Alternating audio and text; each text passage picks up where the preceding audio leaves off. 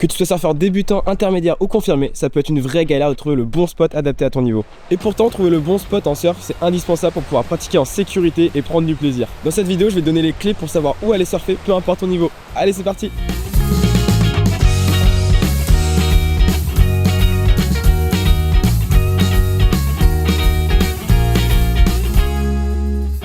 Cette vidéo est en partenariat avec la nouvelle plateforme de prévision de surf Opoupou.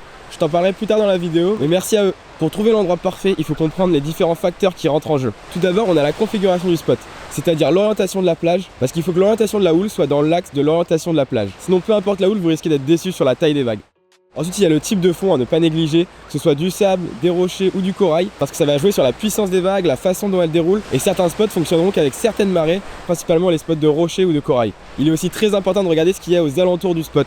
S'il y a par exemple un port à proximité ou quelque chose qui bloquerait la houle avant son arrivée sur la plage. En effet, un port ou une digue qui va bloquer la houle avant d'arriver sur la plage peut être un facteur très intéressant si les vagues sont trop grosses ce jour-là pour toi sur les autres spots, parce que ça signifie que sur ce spot qu'on appellera un spot de repli, les conditions seront toujours plus petites puisque la houle sera freinée par cet obstacle. Ces spots de repli sont souvent très prisés en hiver. Pour finir, il y a aussi la position géographique du spot. On peut prendre l'exemple très simple d'Hossegor, où les vagues seront bien plus puissantes qu'en Vendée, où je suis actuellement, dû au canyon sous-marin qui est présent au large de Cap-Breton et qui finit pile au niveau d'Hossegor. À cause de ce canyon qui du coup ralentit beaucoup moins la houle, 1 mètre de vague à Hossegor sera forcément beaucoup plus puissant qu'1 mètre ici en Vendée ou dans d'autres endroits. C'est aussi ce qui se passe à Nazaré.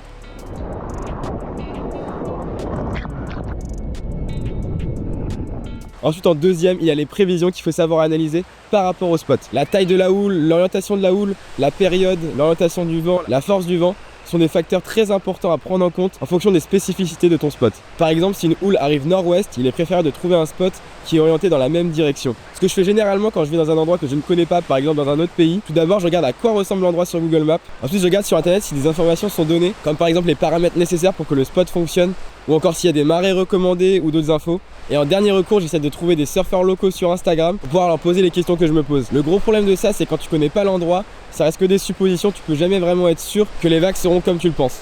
Mais maintenant en France, il y a une solution qui permet de mieux savoir où aller surfer en fonction de ton niveau et surtout si t'es débutant. sans avoir besoin de faire tout ça. Et cette solution, c'est Opoupou. J'ai décidé de vous parler du concept de la plateforme sur ma chaîne YouTube parce que je suis certain que ça peut servir à un grand nombre d'entre nous. Alors tout d'abord, Opoupou c'est une plateforme de prévision où ce sont des surfeurs plus confirmés qui font des prévisions afin que les surfeurs débutants ou qui ne sont pas du coin trouvent des conditions les plus adaptées à leur niveau. La plateforme compte Plus de 7500 utilisateurs. et il y a plus de 30 spots où des prévisions sont publiées tous les jours sur toute la côte atlantique. Évidemment, il n'y a que les spots les plus connus et pour les débutants qui sont référencés. Il n'y a pas de secret spot. Alors si tu es un surfeur débutant ou intermédiaire, il te suffit de te rendre sur le site internet. C'est disponible sur tel et sur ordinateur puisque c'est une web app. Ensuite, une fois sur la plateforme, tu cherches ton spot. Et là, une fois que tu es sur le fil d'actualité, on peut voir par exemple demain à 8h que c'est réservé au confirmé avec 1m80.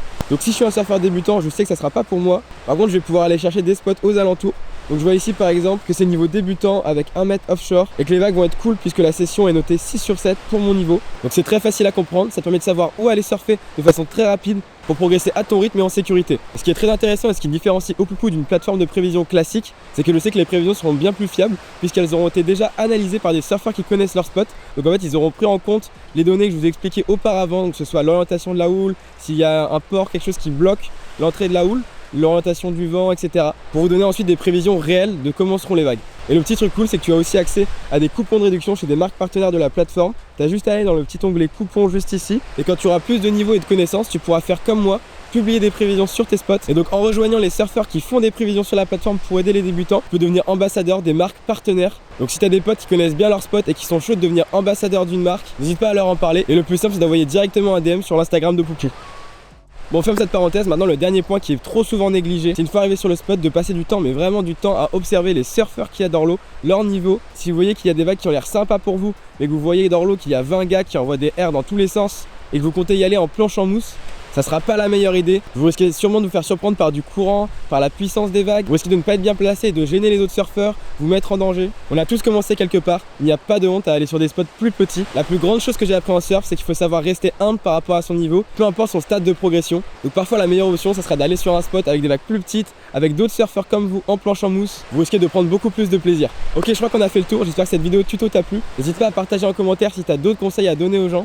Moi je te donne rendez-vous dimanche prochain. Allez, ciao. You've been sinking at your nausea, but you made you realize it's not always blue. You've been sinking king est une oisienne. And now, oh now you realize There's so much for you.